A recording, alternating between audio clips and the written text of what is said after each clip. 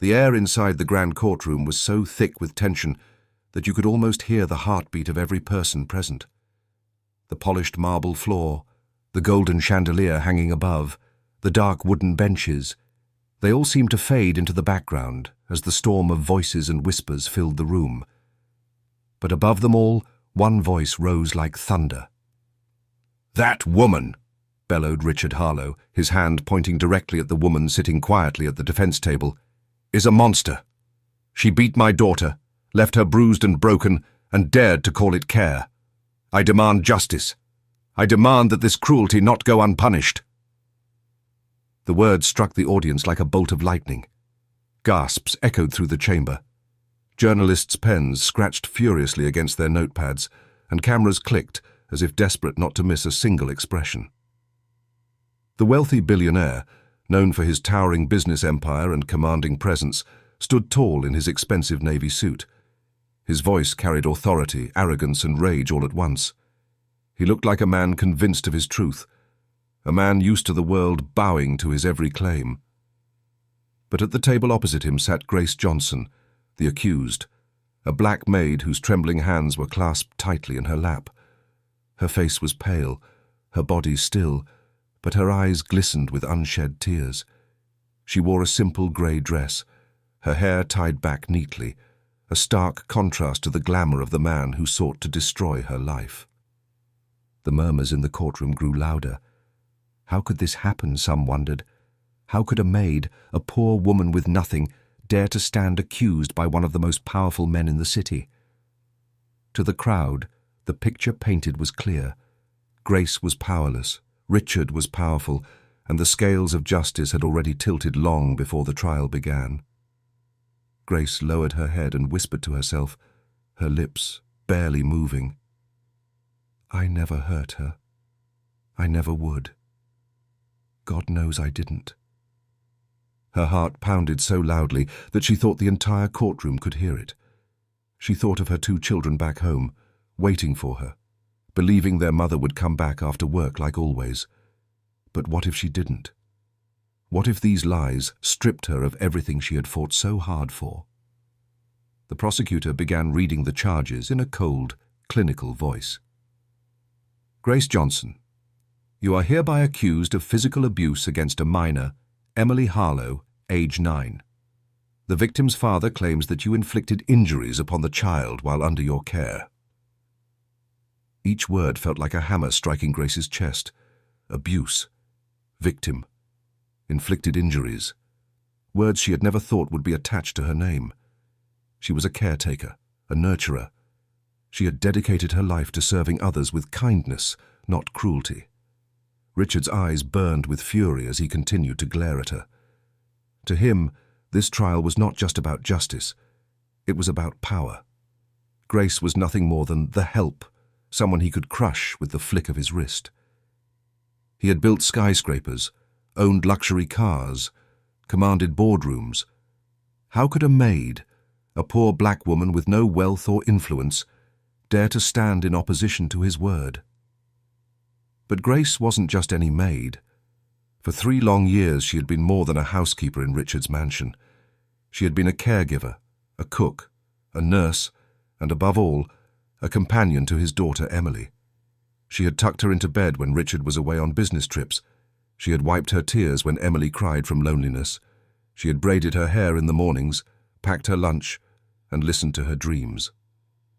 Grace's memories flooded her mind as she sat silently. She remembered Emily's laughter when they baked cookies together, the way the little girl hugged her tightly whenever she came home from school, and the countless nights she stayed by Emily's bedside, singing softly until the child drifted to sleep. And now this? Accused of beating the very child she loved like her own.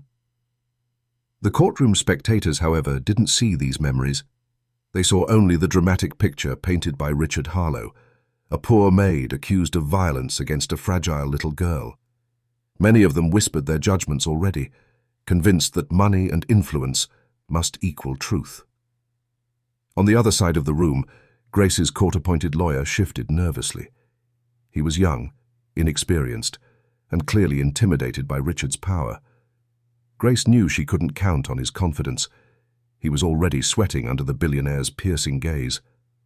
Richard slammed his hand on the witness stand to emphasize his point, startling everyone in the room.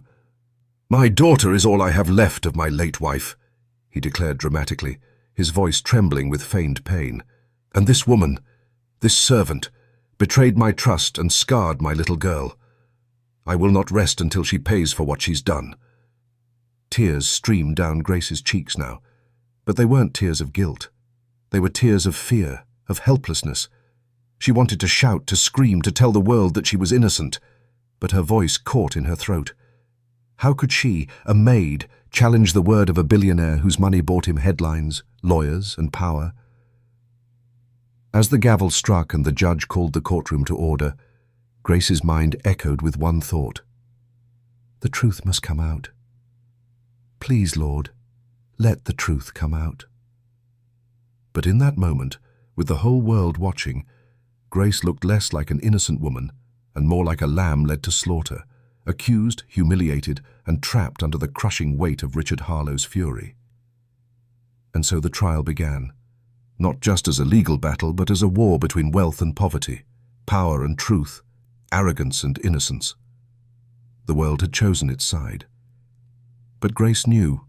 Her only hope lay in the one person whose voice had not yet been heard. Little Emily herself. The world saw Grace Johnson as just a maid. To most of the wealthy families she had worked for, she was invisible. Someone who washed dishes, scrubbed floors, and kept the house spotless without ever leaving a trace of herself. But behind the uniform, behind the bowed head and the quiet, "Yes, ma'am," and "Yes, sir," Grace carried the weight of dreams, sacrifices, and a heart full of love.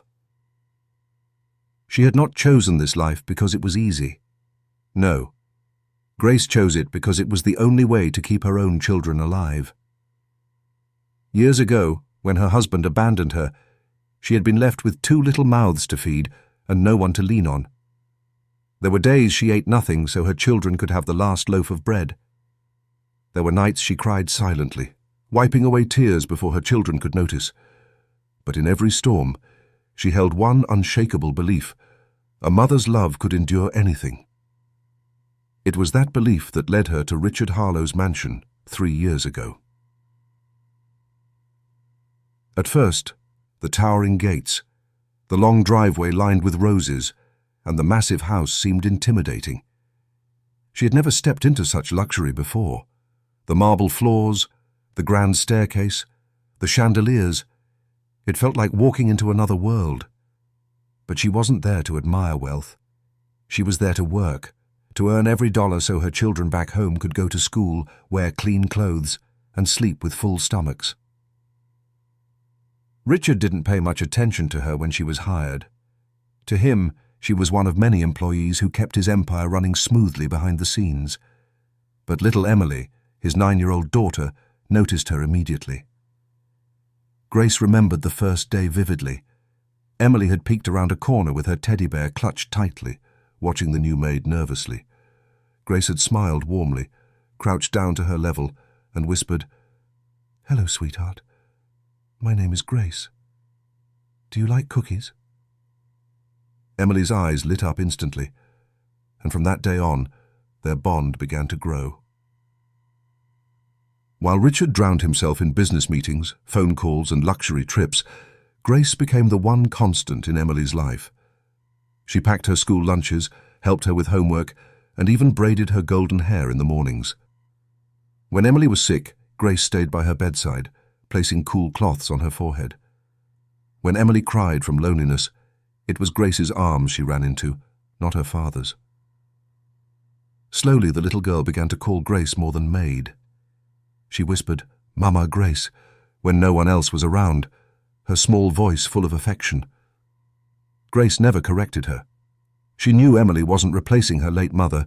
She was simply filling the hole in her heart with love wherever she could find it. But this bond that meant everything to Emily was invisible to Richard. He saw Grace as nothing more than hired help. He never noticed how his daughter's eyes lit up when Grace entered the room. He never noticed how Emily clung to her hand at night, begging her not to leave until she fell asleep. And now, here she was, accused of hurting the very child she loved as her own. As Grace sat in that courtroom, her mind wandered back to her small apartment. It was nothing compared to Richard's mansion: 2 cramped rooms, peeling paint, and an old couch that doubled as a bed. But it was home, and it was where her children waited for her. Every night she had promised them, "Mama is working hard, so you can have a better life. Don't give up on me." What would happen if she was taken away? Who would pay the rent? Who would buy their school books? The thought of her children being thrown into the same cycle of poverty she had fought to escape made her stomach twist with fear. Grace clenched her fists under the table, trying to steady her breathing. "I can't break down now," she told herself. "If I cry, they'll think I'm guilty. If I stay silent, they'll think I have no defense. What can I do, Lord? What can I do?" Every glance from the crowd felt like a knife. She could hear their whispers, sharp and cruel. She probably did it. Why would the billionaire lie? You can never really know what goes on behind closed doors. Their words pierced her, but none cut deeper than the knowledge that Richard had twisted the truth to suit his pride. The bruises on Emily's arm could have come from anything: falling down, bumping into furniture, even play. But instead of listening, Richard had pointed the finger at her without hesitation. Why? Grace asked herself over and over. Why would he want to destroy me? The answer was bitter, but clear. Because in his eyes, she was expendable. Because Emily loved her, and that love reminded him of everything he failed to give his daughter. Because a man like Richard Harlow could not accept being second in his child's heart. Grace closed her eyes for a moment, imagining Emily's soft voice. "Mama Grace, don't ever leave me, okay?" The memory nearly broke her heart. She had promised Emily she would always be there, but now she was the one who might be ripped away. Her lawyer leaned toward her, whispering quickly, "Stay calm. Don't react. We'll get our chance to speak." But his nervous tone betrayed his own doubt. Grace could feel it. He was afraid of going against a man like Richard. Tears stung her eyes, but she refused to let them fall. She straightened her back, lifted her chin, and whispered a prayer only she could hear. "God, if no one else believes me, let her speak. Let Emily tell the truth." Because in that moment, Grace knew her fate didn't rest in the hands of the judge, or the jury, or even the law. It rested in the voice of a 9-year-old girl who held the power to reveal the truth, or remain silent under her father's shadow. And so Grace sat quietly in that courtroom, her heart heavy, her soul aching, her love for Emily her only strength. The world saw a maid on trial, but inside, Grace was fighting not just for her freedom, but for the child who had become her family, and for the promise she had made to never abandon her. This was Grace's silent struggle, and though no one in the courtroom saw it, it was louder than any accusation the billionaire could ever shout. Richard Harlow was not a man who tolerated resistance. From the moment he inherited his father's fortune at the age of 25, he had been trained to believe that money and power were the keys to bending the world to his will. If there was a problem, he solved it with a check. If there was an obstacle, he crushed it with influence. If someone stood in his way, he simply removed them, as easily as sweeping dust from his desk. And for years it worked. His empire grew larger, his name became feared in boardrooms, and his wealth earned him respect in high society. But beneath the polished exterior of expensive suits and sharp words, Richard carried a burden he rarely acknowledged. He was a father who had failed to be present. When his wife passed away shortly after giving birth to their daughter Emily, Richard buried his grief under endless work. He couldn't face the sleepless nights, the crying baby, the memories of his wife in every corner of the house. Instead, he threw himself into his business, building a wall of luxury around himself, while leaving his daughter to be raised by nannies, tutors, and eventually, Grace. At first, he told himself he was doing it for Emily, that every deal, every dollar, every skyscraper was for her future. But deep down, he knew the truth. Work was his escape. Work was easier than love. And then came Grace Johnson, the maid who slipped quietly into his household and somehow became more than just the help. Richard noticed the little things. Emily would laugh more when Grace was around. She would cling to Grace's side instead of running to him. At night, when Richard tried to kiss his daughter goodnight, Emily sometimes whispered, "Grace already did." Those moments pierced him in ways he refused to admit. How could a maid, a woman he paid, be more important in his daughter's heart than him, her father? It was a question that festered inside him, unspoken but heavy. And when the bruises appeared on Emily's arm one morning, Richard saw his chance to reclaim control. The doctor had suggested the marks could be from a fall, but Richard refused to hear it. He didn't want explanations. He wanted a villain. He wanted someone to blame. And in his mind, Grace was the perfect target. "She thinks she can replace me," he muttered under his breath, pacing across his study the night before the trial. His glass of scotch trembled in his hand as anger surged through him. She thinks she's the mother Emily needs. No. No one replaces me. No one. To Richard, accusing Grace wasn't just about bruises. It was about reclaiming ownership over his daughter's love. He believed that by painting Grace as a monster, he would erase the bond between them, forcing Emily to turn back to him, her father. It was twisted logic, born from pride and loneliness, but Richard was too blinded by fury to see it. The morning of the trial, he stood before the mirror, adjusting his tie. His reflection showed a powerful man, confident and untouchable. But for a fleeting second, he caught sight of the tired lines under his eyes, the emptiness in his gaze, and he quickly looked away. He had built his empire on appearances, and today would be no different. In the courtroom, Richard played his role with precision. Every word was calculated, every gesture dramatic. He slammed his hand on the witness stand, his voice breaking with feigned emotion. "My daughter is all I have left of my late wife," he declared, his tone heavy with sorrow. "And this woman, this servant, betrayed my trust and scarred my little girl." People in the audience nodded sympathetically. Some even wiped tears. Richard was a master storyteller, and he knew how to perform grief in a way that moved hearts. But his grief wasn't for his daughter. It was for his wounded pride. Gee! Inside, his fury boiled. He hated the way Grace sat so quietly, her head bowed, as if her silence gave her dignity. He hated the way some members of the jury glanced at her with sympathy. And more than anything, he hated that Emily might stand before them all and defend Grace instead of him. No, he thought bitterly. She won't. She knows better.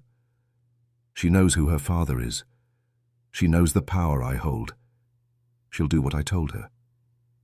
But doubt lingered, gnawing at the edges of his confidence.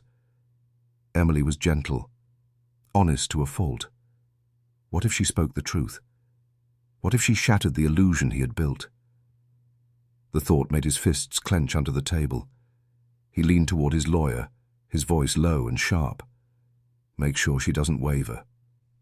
Remind her of what's at stake. His lawyer nodded nervously, but even he could sense Richard's desperation. For Richard, the trial had become more than a case of alleged abuse. It was a battle for control. Control over his daughter's love, control over his household, control over his reputation. If Grace walked free, it would mean that truth had defied him. And for a man like Richard, truth was not allowed to win over power. As the minutes ticked by, his rage only grew. His eyes darted to Grace again. She sat trembling, her eyes wet with tears, yet there was something in her expression that infuriated him even more. A quiet strength. She looked fragile, yes, but not defeated. It was as if she still believed in something greater than his power. Richard's chest tightened. That silent defiance, that refusal to break. It was unbearable to him, because deep down he knew that no matter how much money he had, no matter how much influence he wielded, there were some things he couldn't buy. He couldn't buy his daughter's love. He couldn't buy Grace's dignity. And he couldn't buy the truth. But instead of facing that reality, he buried it under more fury. He slammed his hand on the table once more, his voice echoing across the chamber. "I will not rest until she pays for what she's done."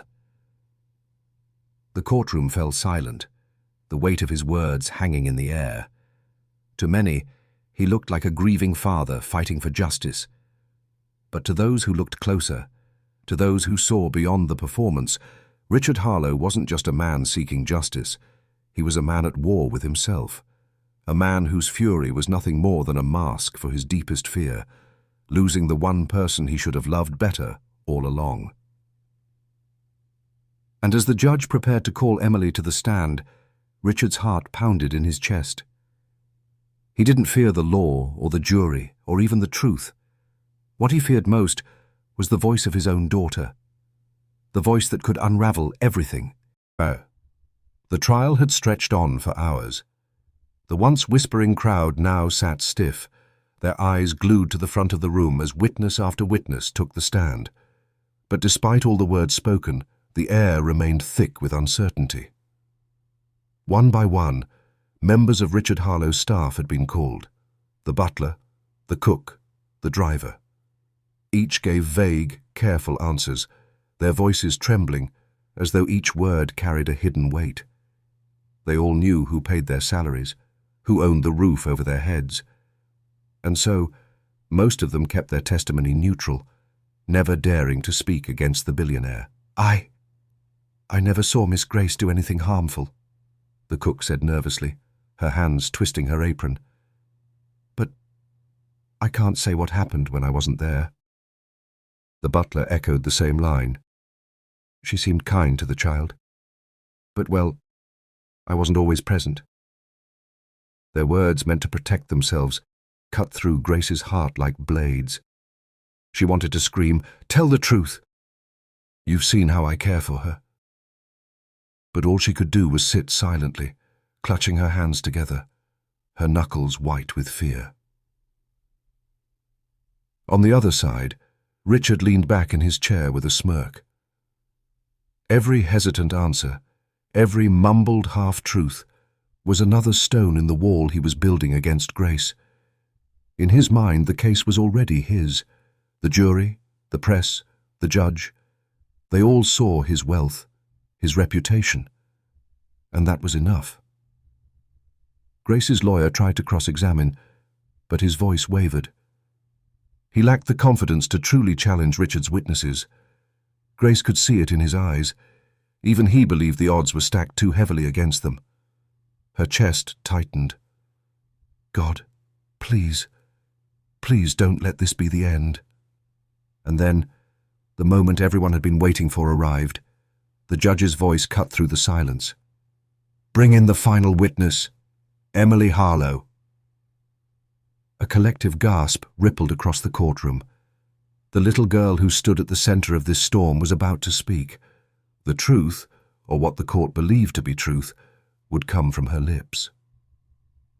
The heavy wooden doors creaked open, and Emily stepped in, her small frame nearly swallowed by the room's grandeur. She clutched her teddy bear tightly against her chest, its worn fur pressed to her cheek.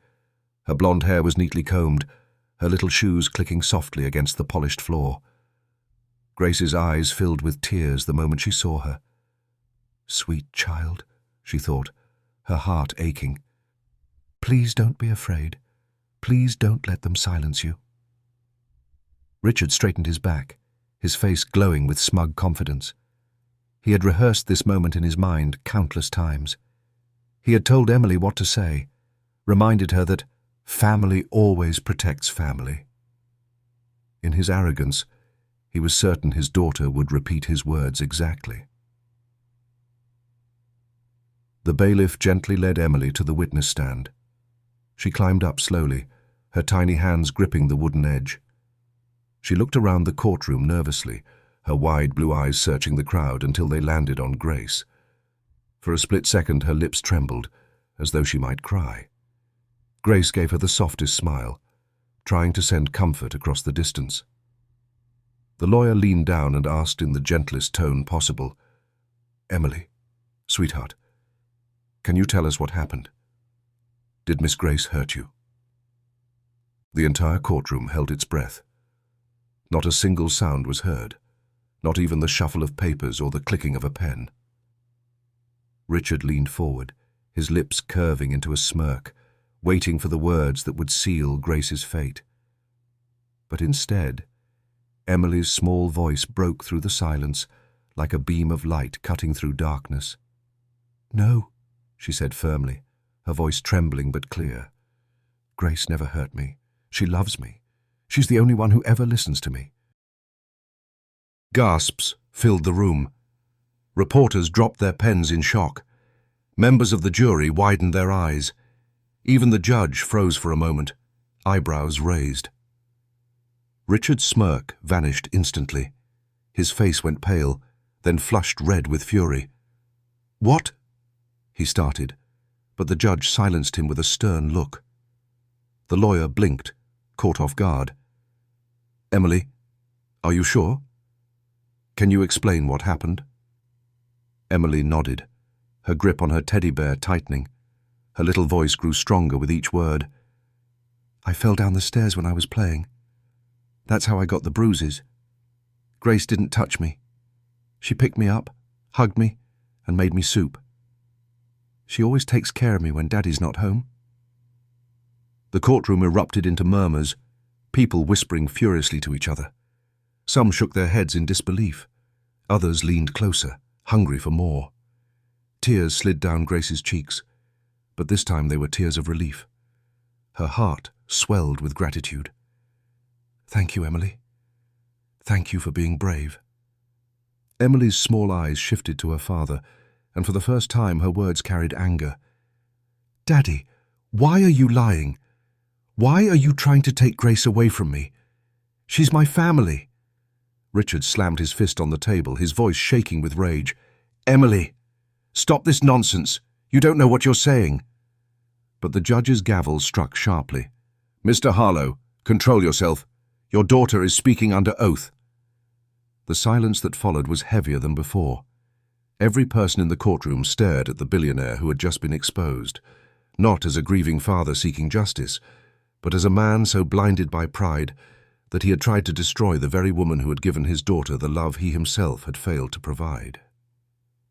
For the first time in years, Richard Harlow felt powerless. His money, his influence, his carefully constructed lies, all of it crumbled under the innocent words of a child. Grace closed her eyes, whispering a silent prayer of thanks. Emily had spoken the truth, and that truth was stronger than any lie Richard could buy. The twist had come. The trial was no longer about bruises on a little girl's arm. It was about a voice too pure to be corrupted, a bond too strong to be broken, and a truth that no amount of wealth could bury. And as the courtroom sat stunned, everyone knew one thing for certain. The maid was not the villain. The billionaire was. The silence in the courtroom felt like eternity. Every pair of eyes stayed fixed on Emily, the little girl whose words had already shaken the room once. But now, everyone leaned forward, waiting for her to continue. Emily sat with her teddy bear pressed against her chest, her small hands gripping it like a lifeline. She looked down at the microphone in front of her, her lips trembling. For a moment it seemed as if fear might silence her. But then she glanced toward Grace, sitting at the defense table, tears streaming silently down her face, and Emily's courage sparked like a flame. Her voice cracked at first, but each word grew stronger. "I told you. Grace never hurt me. I got the bruises because I slipped on the stairs. I was running too fast and I fell. I remember it so clearly. My teddy flew out of my hands and I cried really hard. Grace picked me up right away. She kissed my arm and told me everything would be okay. She made me soup and sat with me until I fell asleep. She's never hurt me.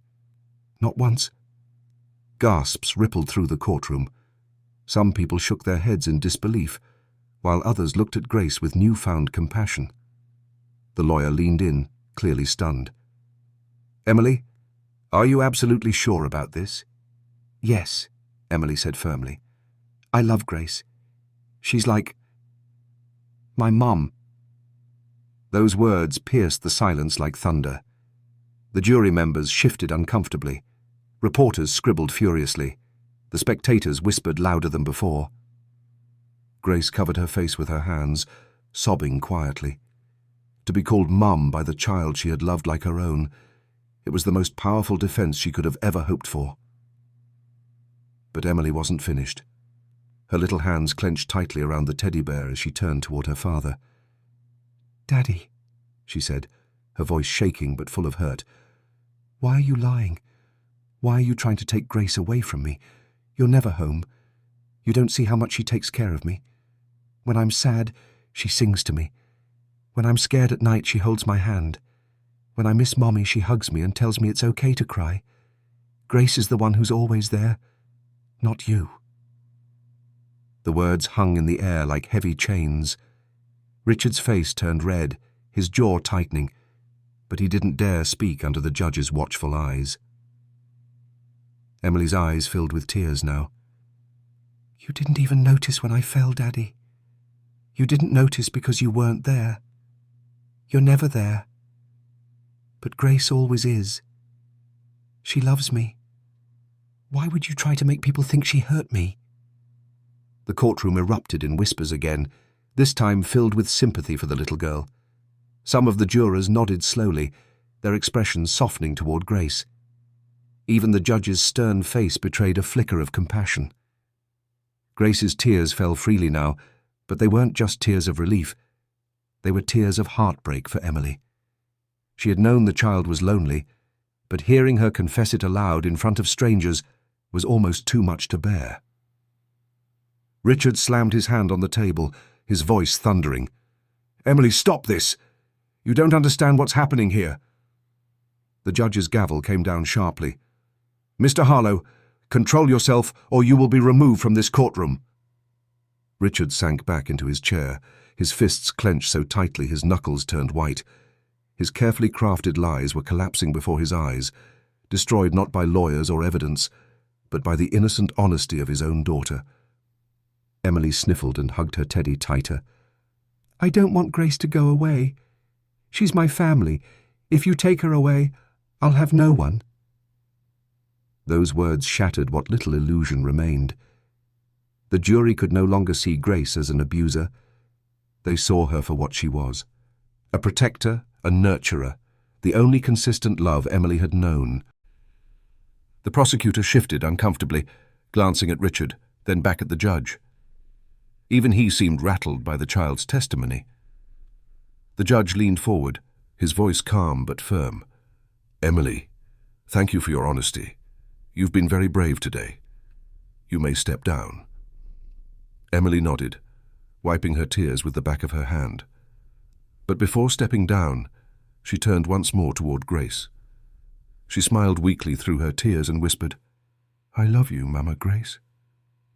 The words weren't shouted, but they were loud enough for everyone in the courtroom to hear.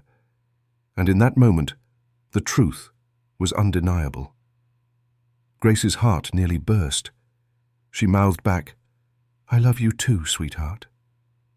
The bailiff gently led Emily out, her little footsteps echoing across the silent chamber. Grace sat frozen in her chair, her tears unstoppable. She had prayed for a miracle, and it had come, not through lawyers or arguments, but through the pure voice of a child who refused to let love be silenced. The entire courtroom had shifted. No longer was Grace seen as the accused. She was seen as the victim of a cruel lie. And Richard, He was no longer the grieving father. He was the man exposed by his own daughter's truth. His fury simmered beneath his skin. He wanted to shout, to threaten, to reclaim control. But deep down, he knew it was over. No jury could look at that child and believe anything other than the truth she had spoken. For the first time in years, Richard Harlow realized his money had failed him. His power had failed him. His pride had failed him. And the one thing that had destroyed him was the very thing he could never control: the voice of his daughter. Grace bowed her head, whispering a silent prayer of thanks. God, thank you for giving her courage. Thank you for letting truth win. The courtroom that had once felt like a cage now felt like a place of freedom. The walls no longer pressed in on her. Instead, they echoed with the sound of justice being born through a child's brave words. The maid was no longer powerless. She had been defended by the purest love of all, a child's love. And that love had just shaken a billionaire's empire to its very core. The air in the courtroom was heavy with tension, as Emily's brave words lingered in everyone's minds. Grace sat quietly, her hands trembling in her lap, still feeling the echo of the child's voice calling her Mama Grace. The judge tapped his gavel, signaling the jury to prepare for deliberation. "All rise," the bailiff announced. The 12 jurors filed out of the room, their faces solemn, carrying the weight of a child's truth and a billionaire's lies. The room remained hushed. Grace closed her eyes, silently praying. She thought of the nights she had comforted Emily, the laughter they had shared, the meals she had cooked with love. She had given her everything to that child, never expecting anything in return. And now, Emily had given her the greatest gift of all, her voice. Across the room, Richard fumed in silence. His wealth, his lawyers, his influence. None of it mattered anymore. He had built an empire where power could bend reality, but his daughter's testimony had cut through it all like sunlight breaking through a storm. Minutes felt like hours. The tension grew unbearable, until finally the jury returned. The foreman, a middle-aged woman with kind eyes, held a folded slip of paper in her hands. The judge asked, "Has the jury reached a verdict?" "Yes, Your Honor," she replied. The paper was handed over, and the judge unfolded it slowly. Grace's breath caught in her chest. Her fate rested in those words. The judge cleared his throat and read aloud, "We, the jury, find the defendant, Grace Miller, not guilty on all charges." The courtroom erupted. Gasps, murmurs, and even soft applause filled the air. Grace let out a sob, her body shaking with relief. Tears streamed down her face as she buried her hands in her lap, whispering, "Thank you, Lord. Thank you." Her lawyer squeezed her shoulder gently, whispering, "It's over, Grace. You're free." But the judge wasn't finished. He raised his gavel again, calling for silence. "Furthermore, it is the judgment of this court that Mr. Richard Harlow's accusations were unfounded and malicious. This court will be reviewing charges of perjury and defamation against him." The statement struck Richard like a hammer. His jaw clenched, his fists balled, but he couldn't move. His empire of lies had not only failed, but turned against him. The man who once ruled with intimidation was now reduced to silence in front of the very people he thought he controlled. Grace lifted her face, stunned. Not only had she been cleared, but the truth was finally being directed at the real abuser, the one who tried to destroy her to protect his pride. As the gavel fell one final time, the case was closed. Emily, who had been waiting with a court officer nearby, suddenly broke free and ran across the room. "Grace!" she cried. Grace knelt to the floor, arms wide open, and Emily leapt into them. They clung to each other, sobbing openly. Emily buried her face in Grace's neck. "I knew they'd believe me. I told them you're my Mama Grace." The crowd of spectators couldn't hold back their emotions. Many wiped away tears at the sight. Even the judge, stern as ever, allowed himself a small, almost invisible smile. Grace stroked Emily's hair. "You saved me, sweetheart. You were so brave." Emily pulled back, her cheeks wet. "No. You saved me first. I just told the truth." The simplicity of those words made Grace's heart ache. Love had been stronger than fear, and it had triumphed in the end. Richard stood frozen. His daughter hadn't even looked at him. For the first time in his life, his money, his reputation, his control, it all meant nothing. His little girl had chosen love over power, truth over lies, and she hadn't chosen him. Security approached, warning him to leave, but he lingered for just a moment, staring at Grace holding Emily. Something in his hardened eyes flickered. Regret, perhaps, or realization. But before he could speak, Emily finally turned her gaze toward him. Her words were soft, but sharp as glass. "Daddy, I don't hate you, but I don't trust you anymore." That single sentence broke Richard more than any courtroom verdict ever could. He lowered his head, defeated, and walked out of the courtroom, alone. The news spread quickly across the city. Headlines blared, "Billionaire's lies exposed by daughter's testimony." Grace's face appeared on television and in newspapers, not as a criminal, but as a symbol of resilience. She became a story of hope, proof that even the voiceless could find justice. But for Grace, fame wasn't what mattered. What mattered was home. One sunny morning, Grace sat on the porch of a modest little house, sipping tea. Emily sat beside her, coloring in her sketchbook. The child looked more at peace than ever before, her laughter returning day by day. Grace still worked hard, but now she was free from the shadow of false accusations. She had been offered other jobs, even scholarships to study further, but she turned many down. Her heart was where Emily was. Emily leaned her head against Grace's arm.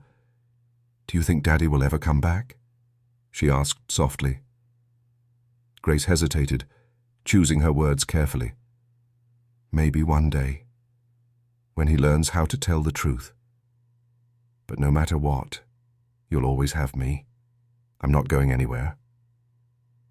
Emily smiled, hugging her tightly. "Good. Because you're my forever Mama Grace." The words warmed Grace's soul.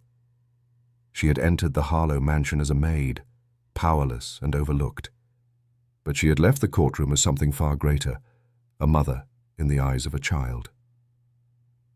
The camera of life zoomed out on the image of Grace and Emily sitting side by side on the porch, sunlight wrapping around them like a golden promise. The storm of lies, betrayal, and injustice had passed. What remained was love, pure, unshakable, and victorious. Justice had not only freed Grace, it had rebuilt a family where no one thought one could exist. And though the billionaire had lost everything he tried to protect, Grace had gained something he could never buy, the unbreakable bond of a child who chose love over fear. As the wind rustled the trees, Grace whispered to herself, "Truth always wins.